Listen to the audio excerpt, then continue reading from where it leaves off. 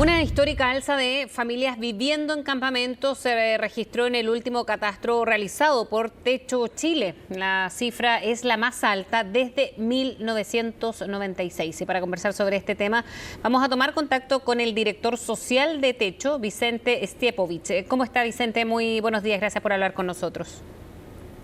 Hola, buenas tardes, Frecia. Gracias a ustedes por el llamado. Bien, ¿a qué se debe, Vicente? Porque cuando se habla del aumento de campamentos, me imagino que hay un contexto muy distinto al que ocurrió en 1996, que es donde también hubo una alza importante, ¿no? ¿Cuáles son los elementos que han influido en que esté pasando eso ahora? ¿Tiene que ver directamente con la pandemia o se viene arrastrando los últimos 2 años?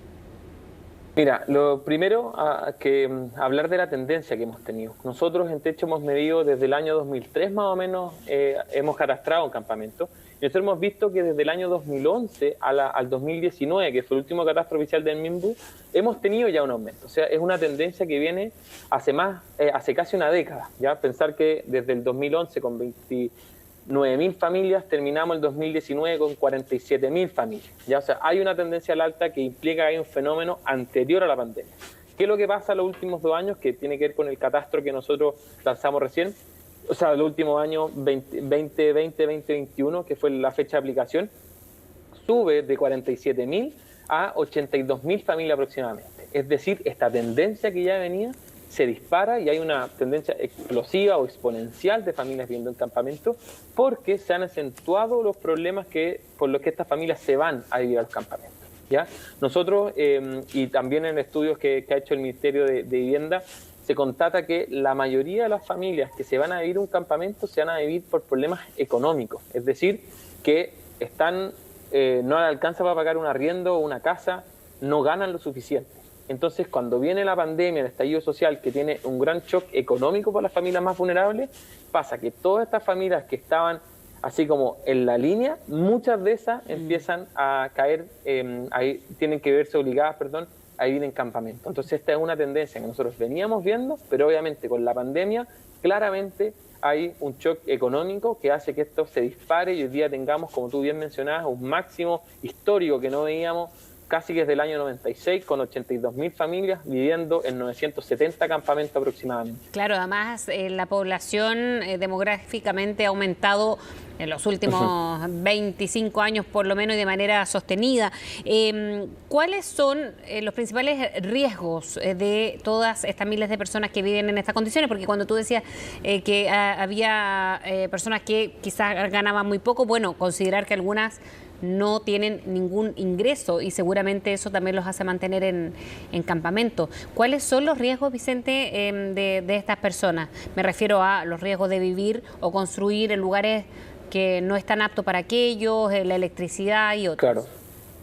Mira, en este contexto de pandemia, yo te diría que hoy día nosotros vemos una triple trampa o 3 riesgos principales. Obviamente, primero el riesgo sanitario, por los contagios, gente que vive mucho más hacinada, y no solamente por los contagios, también pensar el sistema público, que evidentemente está disminuido para todas las morbilidades, para todas las atenciones rutinarias que tiene la familia. Eso hay un riesgo ahí porque el sistema está colapsado solo con COVID. Primer riesgo. Segundo riesgo, tenemos el riesgo habitacional, que es un poco lo que tú mencionas, ¿ya? Tiene que ver con falta de agua, falta de luz o falta de alcantarillado. Para que un campamento se defina como tal, además de la tenencia irregular de terreno, se considera alguna carencia de estos servicios básicos. Entonces hoy día tenemos miles de familias que no tienen acceso al agua potable. Hoy día, año 2021, no hay acceso al agua potable. Llega por camión aljibe, por ejemplo, y se tiene que almacenar para que después la gente la puede usar. Entonces hay un riesgo sanitario ahí de salud súper claro con el agua. Hay un riesgo con la electricidad. Muchas familias viven, como se dice, colgadas a la luz, ¿ya? Obviamente para poder funcionar. Y eso, hay un riesgo ahí claro. O sea, una de las mayores causas de incendios en los campamentos son relacionados a las conexiones irregulares.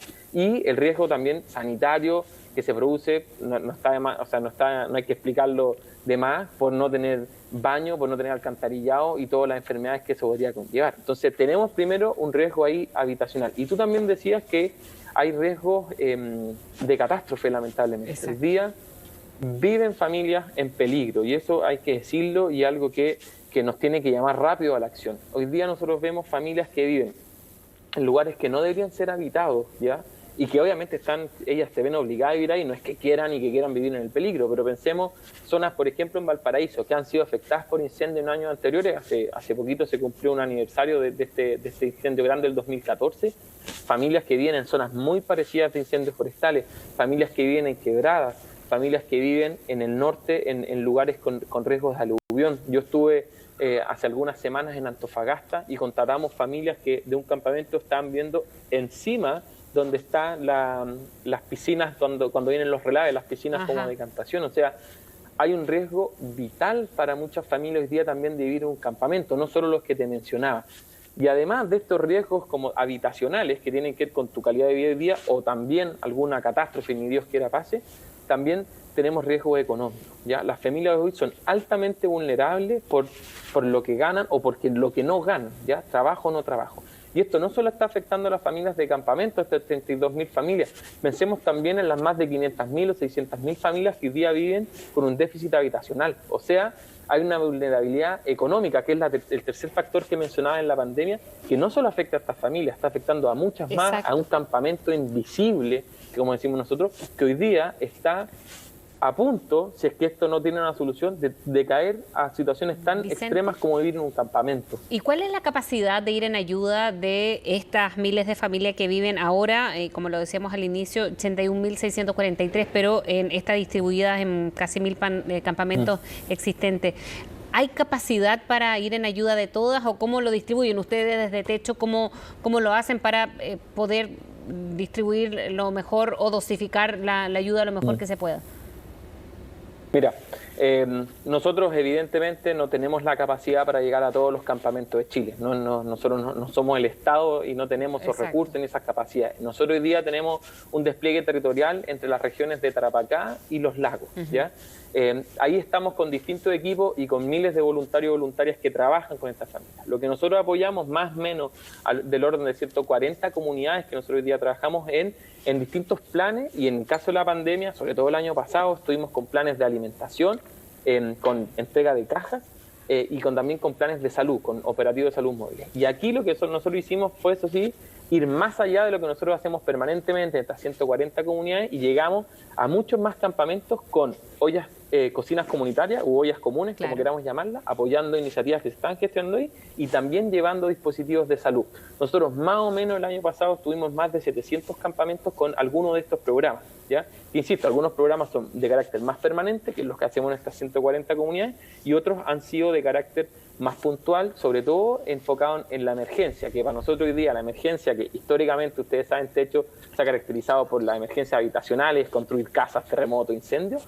Llevamos toda esa capacidad a la emergencia social que hoy día, que se está viendo con la pandemia, y hoy día lo que más nos preocupa es esta emergencia nacional que hay más atrás de todas estas miles de familias que hoy día son vulnerables, que viven hacinadas y allegadas, que podrían pasar a esta emergencia también de vivir en campamento. Exacto, y las condiciones que están. ¿Cómo hacer o ir en ayuda? Se puede, ¿no? A través de campañas que ustedes están haciendo. Ustedes han repudiado además de que esta cifra, convertirlas en familias, en niños y en personas que están en esta situación, en el Estado, pero también como sociedad, se puede ayudar, ¿no? Y sobre todo en este contexto.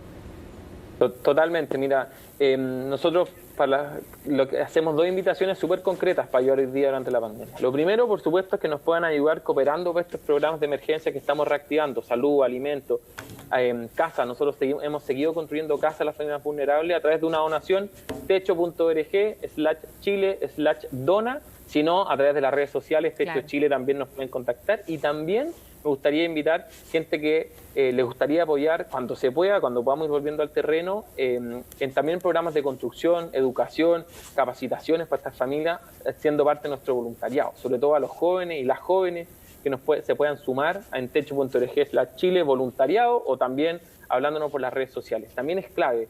Nos interesa mucho la donación porque así operamos programas, pero también nos interesan las ganas, nos interesa la presencia, nos interesa la voluntad, para que puedan contactarse con esta familia y puedan ser parte de nuestros equipos desplegados, como les decía, en todas estas regiones, y así poder ayudar también a las familias en terreno, cuando obviamente las medidas sanitarias lo vayan permitiendo.